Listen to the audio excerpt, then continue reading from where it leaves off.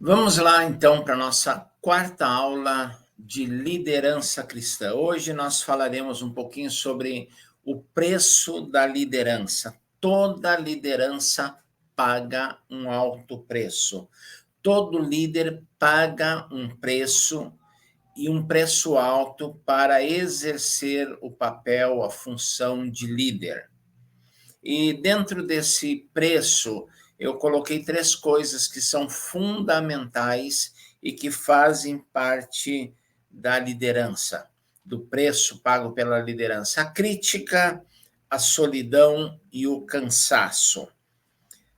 Se alguém me diz que eu sou tolo, o mínimo que posso fazer é pensar no assunto, disse o presidente norte-americano Abraham Lincoln. A crítica faz parte de toda liderança. Não existe um líder que não seja criticado.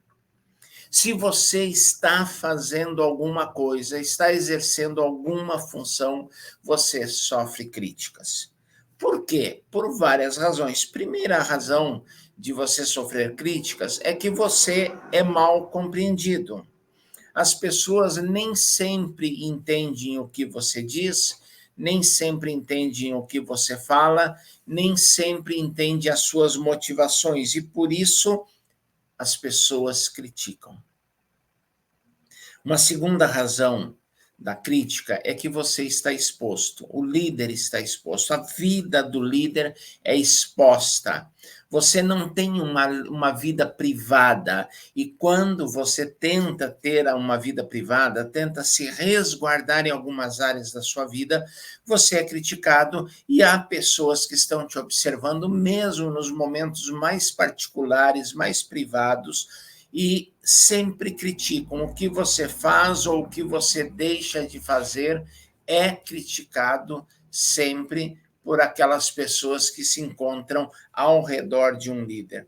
A sua família é criticada, a esposa do líder é criticada, a forma que você trata seu esposo, seu marido é criticada, a forma que você se relaciona com seus filhos, o comportamento dos seus filhos é criticado. Os seus negócios pessoais, particulares, não tem nada a ver com a instituição, não tem nada a ver com a organização, com a igreja, já que estamos falando de liderança cristã, mas você tem um negócio particular, as pessoas criticam o seu negócio. Não adianta o que você faz, o que você deixa de fazer. Né? Eu lembro que eu pastorei uma igreja, o carro era meu, particular, a igreja não pagava combustível, a igreja não pagava manutenção do veículo, e um membro da igreja chegou para mim e disse que não achava certo o meu filho ficar dirigindo o meu carro. Sinceramente, eu senti vontade de dizer um monte de coisa, acabou que eu não disse coisa alguma, deixei para lá. É aquele tipo de crítica que não vale a pena você refutar, você rebater. Existem três tipos de crítica que o líder sofre.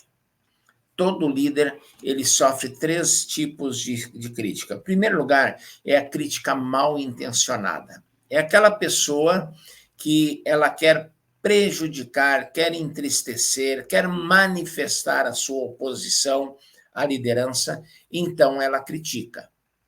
É a crítica mal intencionada, é a crítica destrutiva.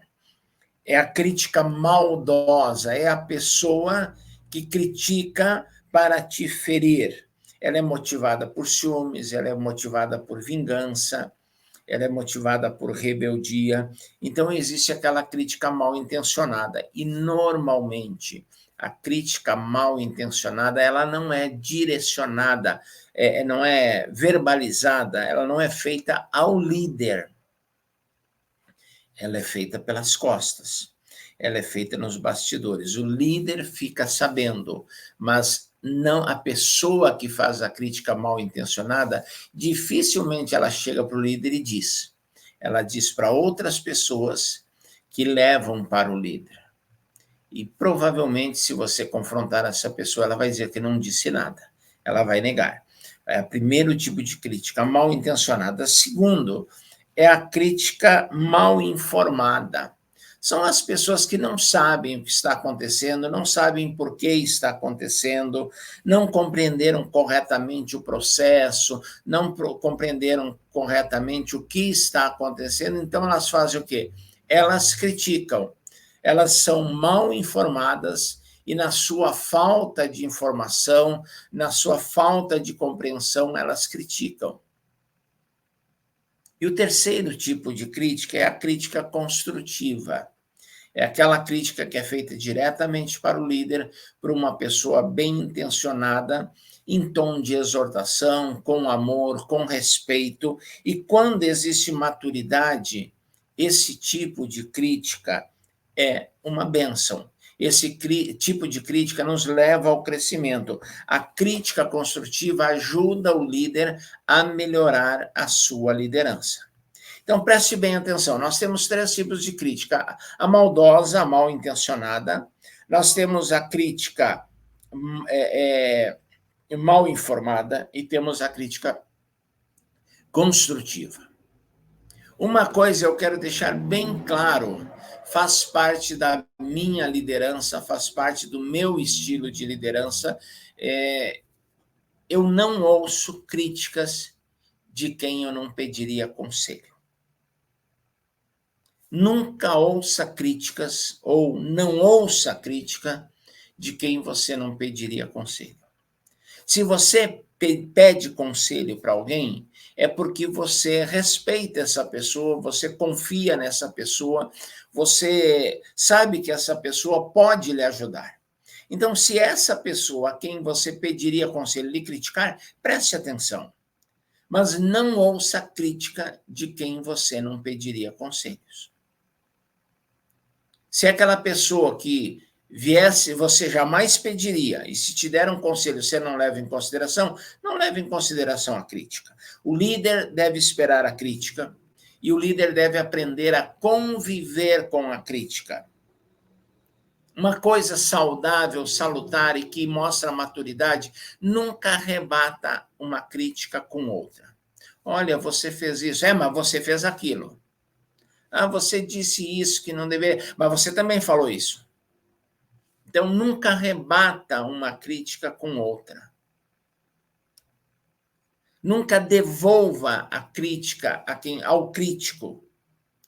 Isso mostra maturidade, mostra equilíbrio emocional. Ouça a crítica. Se é uma crítica que você identificou como mal informada, você até pode, dependendo das pessoas, ou da pessoa que fizer a crítica, você pode explicar a situação. Eu tive durante muito tempo na parede do meu escritório um cartazinho, uma plaquinha que dizia assim, sinal de maturidade espiritual. Saber quem merece uma explicação, quem merece uma resposta e quem não merece nada. Isso mostra a maturidade espiritual. Emocional. Então, você tem que entender que há pessoas que você até pode esclarecer a situação, mas há pessoas que o melhor é você não dizer nada. Se a crítica não foi ofensiva, muito obrigado, e descarta. Se você identificou como maldosa, como mal intencionada, deixa para lá. Agora, se a crítica é construtiva, não se proteja ou não tente se proteger rebatendo a crítica.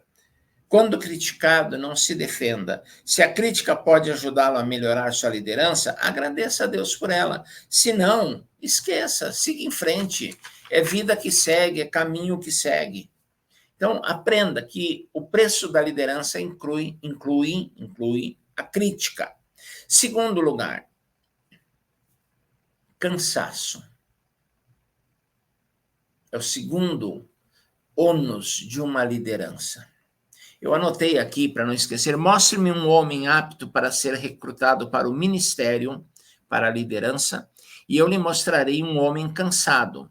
Mostre-me uma igreja bem-sucedida, e eu lhe mostrarei um pastor exausto. Mostre-me uma organização eficaz, e eu lhe mostrarei um presidente inteiramente estafado. Quem disse isso foi Jaime Kemp, pastor, conferencista, palestrante e autor de livros americano radicado aqui no Brasil. O mundo é dirigido, o mundo é dominado por homens cansados.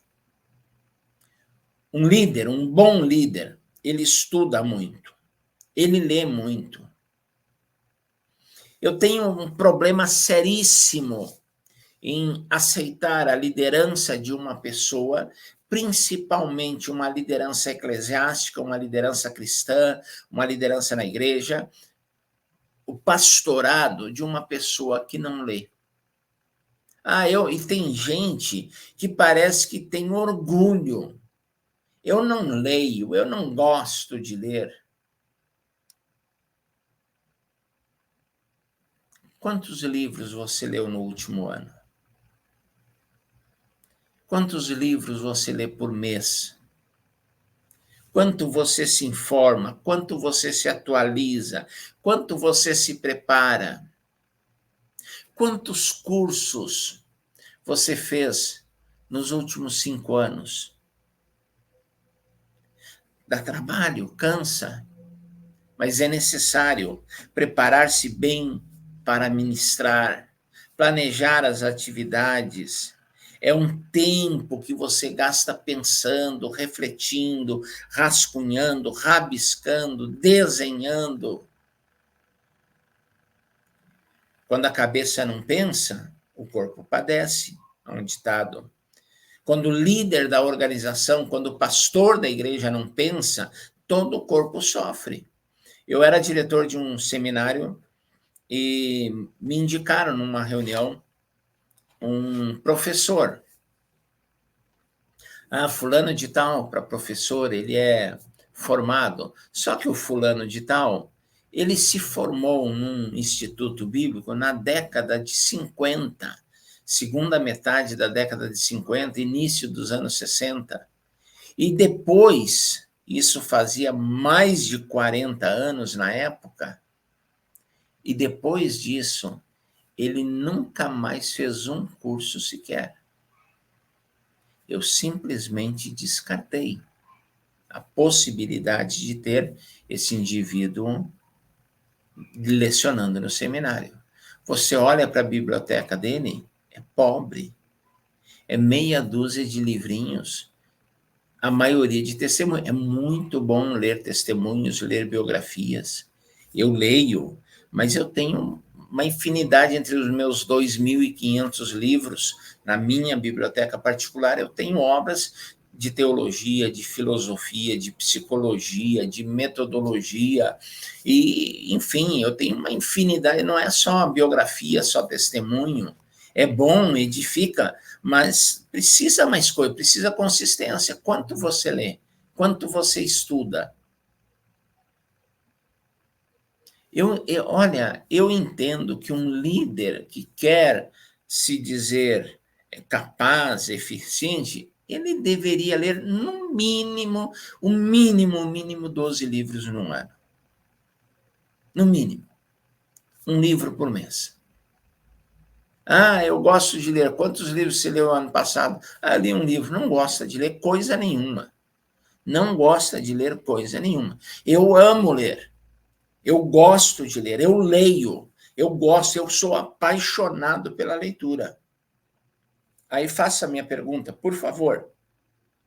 Me faça a pergunta. Delvacir, quantos livros você leu no ano passado? Ok, vou responder a pergunta que você me fez. Ano passado eu li 132 livros. Eu tenho um alvo pessoal de ler, no mínimo, 6 livros por mês. 72 livros num ano. Esse é o meu alvo pessoal. Já ultrapassei várias vezes. Já fiquei aquém também. Teve ano que eu consegui ler 40 livros, em torno de 40 livros, um pouquinho mais, um pouquinho menos. Mas eu amo ler. Agora, você diz para mim que você gosta de ler. Olha aqui, ó, dá uma olhadinha aqui. Você diz para mim, você acabou de falar para mim que você gosta de ler. Você leu um livro no ano passado? Amigo, como piadista você é excelente. Como líder, você como leitor, você não existe. Ah, eu li 2 livros no ano passado. Pô, legal. Mas você não gosta de ler. Para você dizer para mim que você gosta de ler, leia pelo menos 12 livros no ano. Aí eu vou começar a imaginar que você talvez goste de ler. Agora, você diz para mim que gosta de ler e lê um livro no ano, 2 livros no ano, desculpa. Conta outra. Falando em conta outra, tem um livro que eu li há muitos anos, lembrei aqui, o nome do livro é esse, Conta Outra. São casos pitorescos, não vou dizer que são anedotas, são casos pitorescos acontecidos em igrejas. Vale a pena ler, você vai rir muito e vai aprender algumas coisas a como não fazer. O nome do livro é esse, Conta Outra. Lembrei, já que falava disso. Muito bem, então, a leitura, o estudo, você faz cursos. Eu estou sempre procurando na internet cursos online que possam somar, que possam agregar, estou sempre fazendo. Eu faço aí uma média de 6, 7 cursos por ano.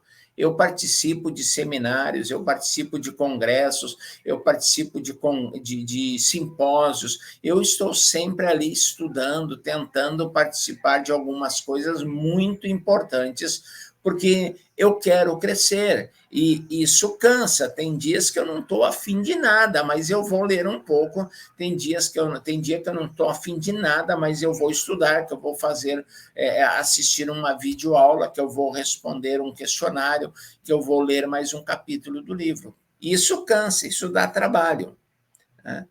Um líder eficaz trabalha muito. Ele precisa fazer muita coisa sozinho. Por 2 razões. Primeiro, que faltam pessoas disponíveis. Segundo, porque faltam pessoas capacitadas, qualificadas. Às vezes ele não tem um e às vezes ele não tem outro. Quem está disponível não tem qualificação. Ou ele não tem gente qualificada, ou quem está qualificado não está disponível. Então, o líder, ele faz muitas coisas sozinho. Enquanto os outros brincam, ele estuda, ele trabalha. Enquanto os outros se divertem, ele está ralando, ele está suando. Então, isso cansa. Segundo preço, segunda parcela do preço da liderança é o cansaço. Em terceiro lugar, o ônus da liderança inclui a solidão. Há uma frase que o Watchman Nee disse que é muito interessante: os pardais voam em bandos, enquanto as águias voam sozinhas. Se só podemos voar baixo porque não aguentamos a solidão das alturas, não estamos capacitados a ficar em autoridade. Pardais voam em bandos, águias voam sozinhas. O líder é a águia, o pardal é o liderado. Pardal você acha aos montes, a águia você não encontra. É mais difícil você visualizar, você contemplar o voo de uma águia, é muito mais difícil. A altura da liderança te deixa sozinho, faltam pessoas do seu nível. Você olha ao redor e muitas vezes não tem alguém para quem você possa desabafar, com quem você possa compartilhar, com quem você possa conversar, com quem você possa ter um debate, uma troca de ideias produtiva. São pessoas não qualificadas, pessoas que não estão à altura de um debate, de uma conversa que vai, de fato, agregar. O líder é sugado, o líder vai dar muitas coisas, o líder fala, o líder orienta, o líder conduz, e às vezes ele precisa de uma reciprocidade que ele não encontra nos seus liderados. E os seus pares, às vezes, também estão distantes, isolados, sem contar com o líder que se isola propositalmente, intencionalmente. O líder que tem a síndrome do ermitão, do eremita, que não quer se envolver com ninguém.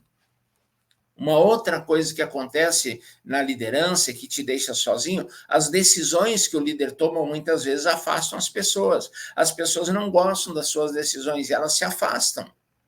Elas se mantêm distantes. Outra coisa, as pessoas não gostam de ser alvo de crítica. Então, se elas ficarem do lado do líder, elas vão ser criticadas. Então, elas se afastam do líder e o líder fica sozinho. Eu pastoreava uma igreja, eu estava conversando com uma pessoa que teoricamente fazia parte da liderança, e essa pessoa me disse: olha, pastor, eu concordo com tudo que você está dizendo e fazendo, mas não vou ficar do seu lado, porque amanhã ou depois o senhor vai embora e eu vou ficar para apanhar sozinho. O instinto de preservação dele era muito bom. A lealdade à liderança não existia, porque era o comodismo, era o conforto, era não apanhar. Então, vou me manter afastado. E com isso, gente, a liderança é uma posição de solidão. Cuidado. Se você não aguenta a crítica, se você não suporta o cansaço, se você não convive com a solidão, você não pode liderar. Então, muito cuidado com isso. Antes de falar um pouquinho sobre a submissão à liderança, apenas para a gente qualificar uma boa liderança, a liderança ela é medida de três maneiras. A primeira maneira é pela performance. O que é performance? É o desempenho em público. O seu desempenho, a forma que você faz. Tem pastor que é muito bom no pregar, que a performance no púlpito é fantástica. Você fica boquiaberto ouvindo o pastor pregar. Quando ele dirige um culto, quando ele faz uma cerimônia, ele encanta. Isso é performance. Né?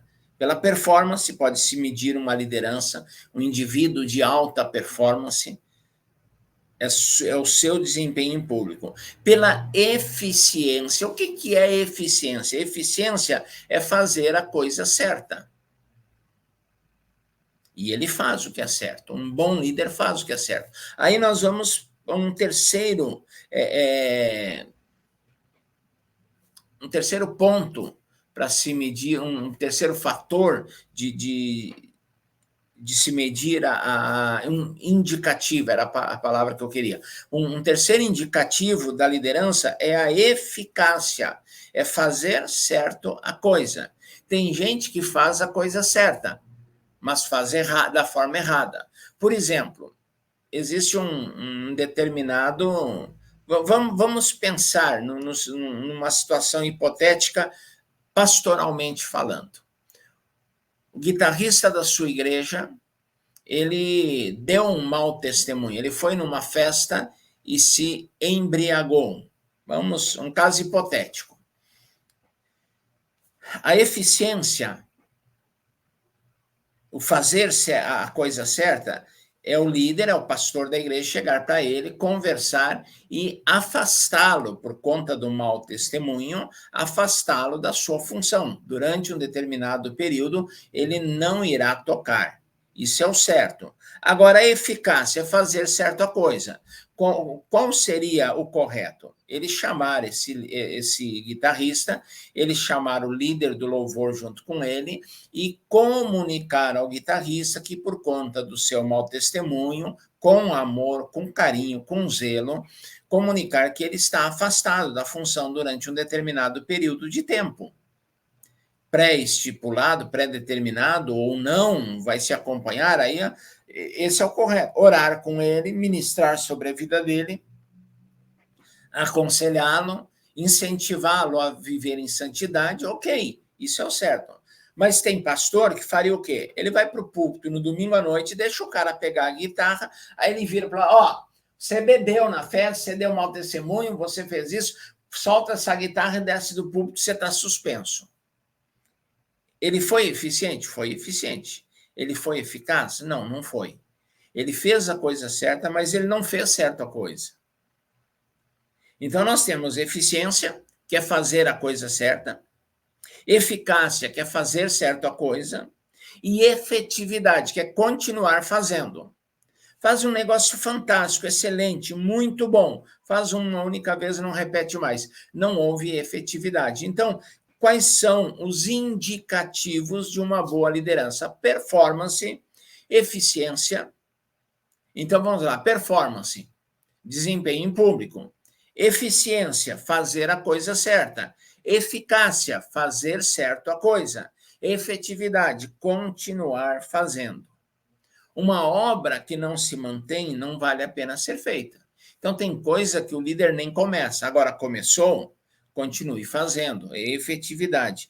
O sucesso não pode ser verdadeiramente mensurável se não houver sucessivos sucessores bem-sucedidos. Aí entra o quinto medidor da eficácia da liderança, que é a sucessão, que é o legado.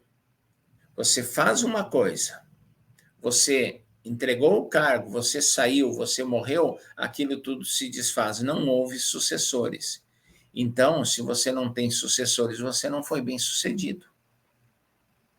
Se você não deixa um legado a ser seguido, você não foi. Ah, teve uma performance fantástica. Não formou ninguém para substituí-lo. Foi eficiente, foi eficaz, foi efetivo, mas não deixou um legado, não deixou sucessores. Não foi bem sucedido. Se tudo depende de mim, tudo fica em pé ou desmorona em torno da minha pessoa. E isso é ineficaz em termos de liderança. Se tudo depende de mim, se tudo fica em pé ou desmorona por minha causa, eu não estou sendo um bom líder. Porque o dia que eu não estiver aqui, a coisa para. Um bom líder, ele forma uma liderança para sucedê-lo. É o que eu disse aqui, ó. O sucesso não pode ser verdadeiramente mensurável se não houver sucessivos sucessores bem-sucedidos. Não é só um jogo de palavras, é uma realidade a ser vivida. Muito bem. Submissão à liderança. Princípio básico de autoridade. Submissão. Para saber liderar, a pessoa precisará primeiro aprender a submeter-se. Quem não foi um bom liderado não pode exercer a liderança. Não dê poder a quem não é submisso. Não invista de autoridade quem demonstra na sua vida rebeldia, um espírito de rebeldia. O princípio básico de autoridade, eu vou repetir, é submissão. Submissão é o princípio básico de autoridade. Submissão com alegria.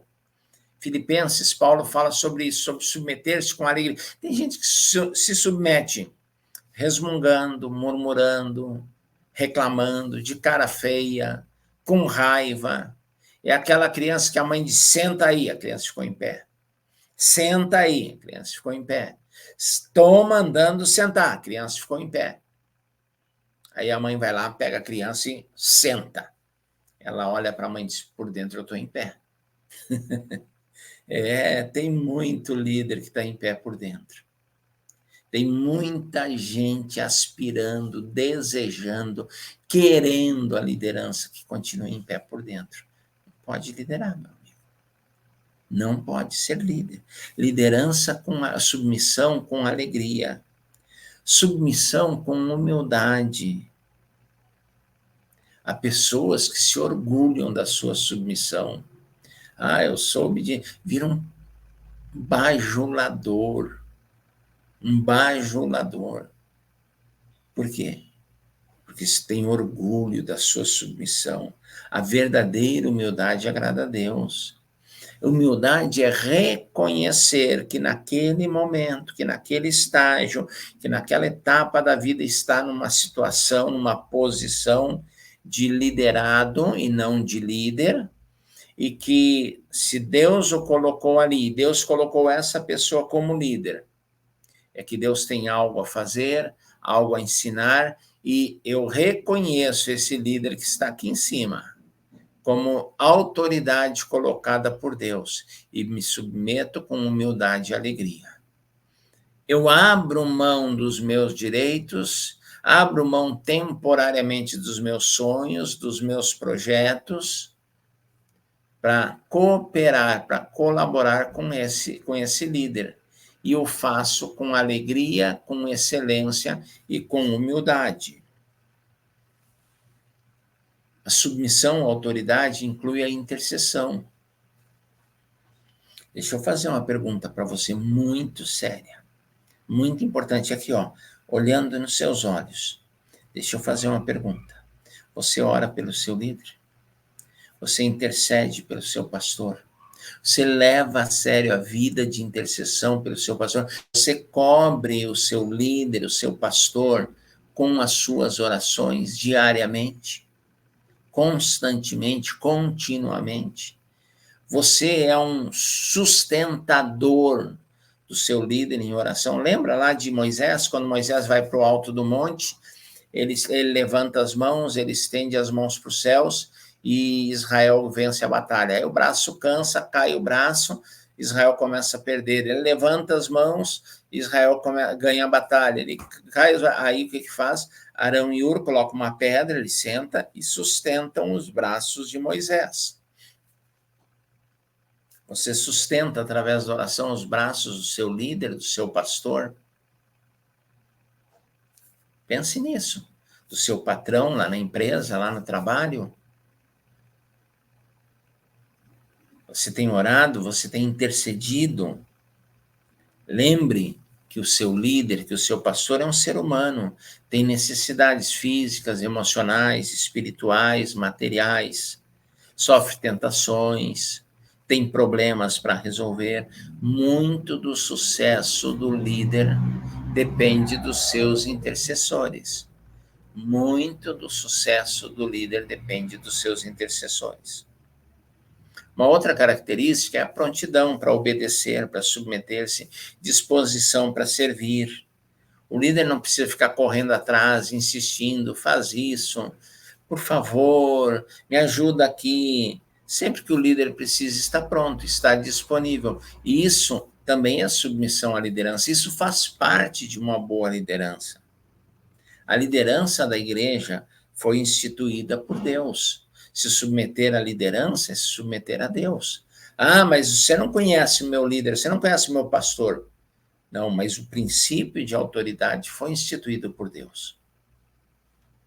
O seu líder, particularmente, pessoalmente, pode estar fora da vontade de Deus, mas o princípio da liderança é um princípio instituído por Deus. Você só tem a obrigação, não o direito, a obrigação de não se submeter quando as ordens, quando as orientações do líder vão contra os princípios da palavra de Deus, contra os princípios e valores que você defende. Aí sim, aí você não precisa se submeter. Mas enquanto não for isso, você tem que se submeter à liderança, porque liderança é princípio de Deus. Ah, eu não gosto. O problema é seu. Você não, a liderança não foi instituída para você gostar ou não, foi instituída para você se submeter, para você segui-la. No caso eclesiástico, no caso da igreja, se o seu líder está fora do propósito de Deus e está quebrando princípios da palavra de Deus, primeira coisa, você confrontá-lo pessoalmente à luz da palavra, com respeito, com amor, com humildade, mas confrontá-lo. E se não houver mudança, você pode procurar uma outra igreja, uma outra liderança, sem falar mal do anterior. Apenas para seguir a sua jornada, a sua caminhada. É apenas isso. Né? A instituição da liderança visa o nosso bem. Olha o que a Bíblia diz, Tito 1, a liderança, ela existe para a promoção da fé e pleno conhecimento da verdade. É que Paulo diz, Paulo escrevendo aos Efésios, diz que a liderança existe para o aperfeiçoamento, crescimento e firmeza na fé dos crentes. Paulo aos Coríntios, 2 Coríntios 10, 8, a liderança existe para a edificação dos santos. E a liderança existe, Paulo a Timóteo, para correção, repreensão, exortação e educação na justiça. É para isso que existe a liderança, para o seu bem. A liderança existe para o seu bem, para o seu crescimento, para o seu amadurecimento. Os insubmissos serão punidos. Os insubmissos serão castigados. A Bíblia diz que rebeldia é comparada à feitiçaria. Rebeldia é igual a feitiçaria.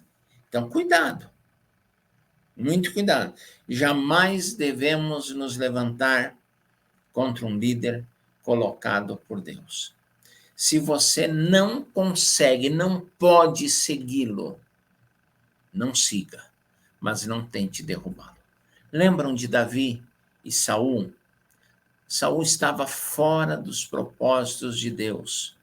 Saul estava longe do próprio Deus. Deus não falava com Saul, mesmo que ele corresse atrás. Nem por Urim, nem por Tumim, nem por profecia, nem por sonho, nem por visão. Saul parecia uns irmãozinhos que tem nas igrejas por aí, correndo atrás de todo... dona Mariazinha lá profetiza, vamos lá na casa dela ver o que Deus vai me dizer. Quer saber o que Deus vai te dizer? Está aqui, ó. Tá? Aqui está o que Deus quer te dizer.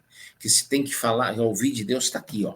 Para de correr. Aí tinha a mãe de Ná, né? Tem a irmãzinha da igreja, a irmãzinha do coque, é a mãe de Norá, né? A mãe de Norá, ela é uma mulher de Deus. Ela é uma profeta. Para aí, vamos começar corrigindo a língua portuguesa. Profeta é homem. Se é uma mulher, ela é uma profetisa. E o ministério profético, se bem que isso aqui é outro assunto, o ministério profético encerrou-se com João Batista. Hoje tem o dom da profecia, que é outra coisa. Você, como é que é isso? Vai estudar a palavra de Deus. É um outro assunto, não tem a ver com a liderança aqui. Mas Saul foi atrás de toda a mãe de Norá, toda a irmãzinha de coque, todo tiozinho lá da igreja tal, para ouvir profecia, para ver uma revelação. Foi algumas igrejas aí que tem o momento da revelação que revela tudo, né? Bem assim. Aí ele foi lá, mas ninguém falou com ele. Por quê? Porque ele estava longe de Deus, ele era rebelde contra Deus. E Davi tem, por 2 ocasiões, a real chance de acabar com aquilo tudo, de matar Saul e assumir o trono. Todo mundo sabia, inclusive Saul, que Davi iria sucedê-lo no trono. Davi podia fazer o quê? Mata o cara e vou para o trono.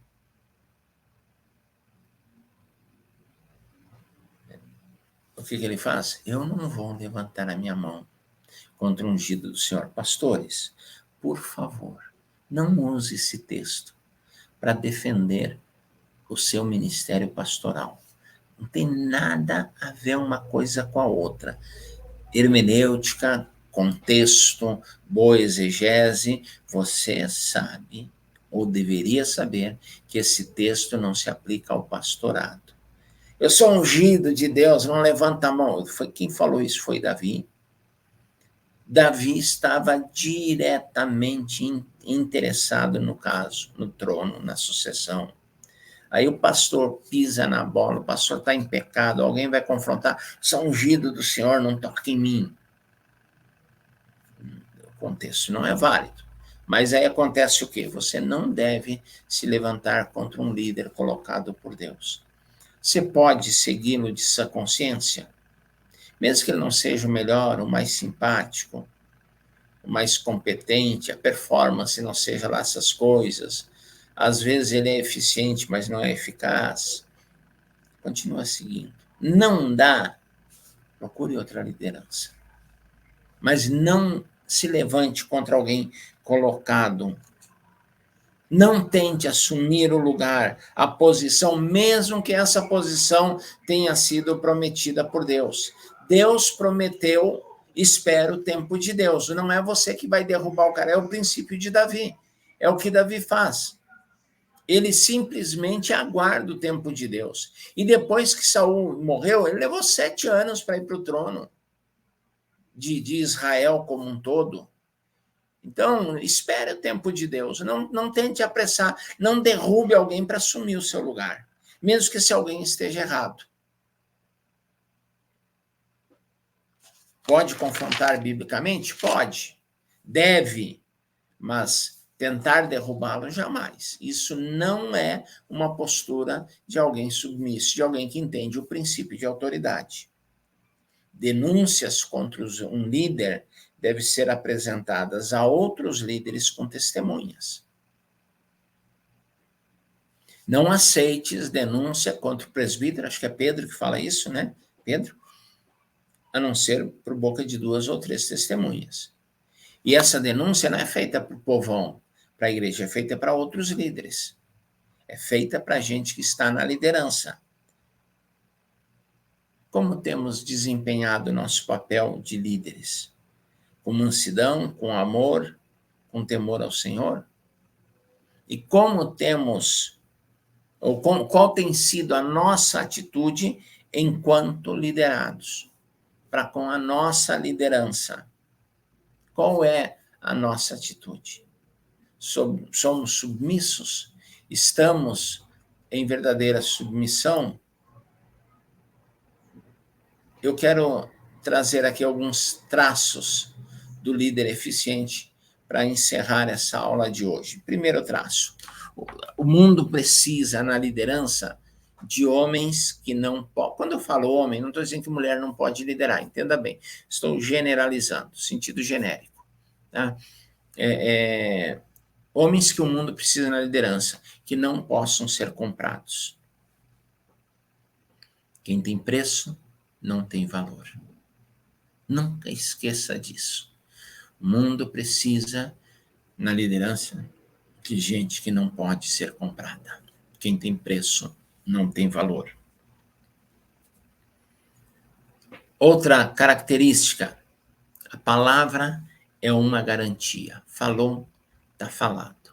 Não volta atrás. Cumpre o que promete. Vive o que prega. Homens que o mundo precisa na liderança, que coloquem o caráter acima da riqueza. Que possuam opinião e vontade.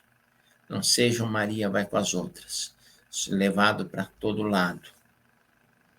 Que sejam maiores que seus títulos. Deixa eu falar uma coisa aqui. Eu tenho uma dificuldade muito grande, confesso que tenho uma dificuldade muito grande com aqueles líderes que colocam o título acima de qualquer coisa. É aquele camarada que se apresenta com o título. Pastor fulano de tal, apóstolo fulano de tal, bispo não sei o quê. Jogo futebol. Eu lembro que chegou um novo jogador no time que eu estava jogando, e aí no vestiário, enquanto a gente trocava o uniforme, se preparava para o jogo, ele chegou cumprimentando um por um. E apertou a mão de todos que estavam no vestiário. E para todos ele disse, pastor fulano. Ali ele não era um jogador. Ele era um pastor. Mas no vestiário, eu sou pastor. Eu estava ali. Ali eu era o Delvacir. Era o goleiro. O meu testemunho era cristão? Sim, sou cristão em qualquer lugar que eu estiver. O meu testemunho está acima de qualquer circunstância e independe do local onde eu estou. Mas você chegar e se impor pelo título... Eu ouvi de um pastor que estava apresentando um colega, se conheciam há muitos anos. Se esse é o fulano de tal, vou usar um outro nome, porque o pastor usou um diminutivo, esse aqui é o Joãozinho, tal. Joãozinho, vem cá dar uma palavra. Aí o camarada chegou no púlpito, disse, desculpe, pastor fulano, desculpe, Joãozinho não, pastor João. Tem gente que o título é maior. Eu tenho pessoas na minha igreja que me chamam pelo nome. Delvacir, Delva. Tive um irmão que trabalhou comigo muitos anos, foi minha ovelha, chamava de Gaúcho. Não tem problema. Não é o título, o respeito, sim, mas o título, gente, não é por aí. Então, o mundo precisa de homens que sejam maiores que seus títulos. Não, aqueles homens e mulheres que não vacilem em aproveitar oportunidades, que sabem agir, que não percam sua individualidade no meio da multidão. Ah, tem uma multidão, está todo mundo fazendo a mesma coisa, vou fazer, porque não, eu sou o único.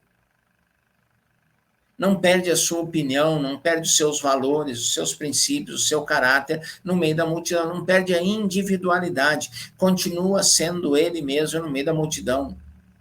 Então, isso é importante, né? Que sejam honestos nas mínimas coisas, mas também nas grandes.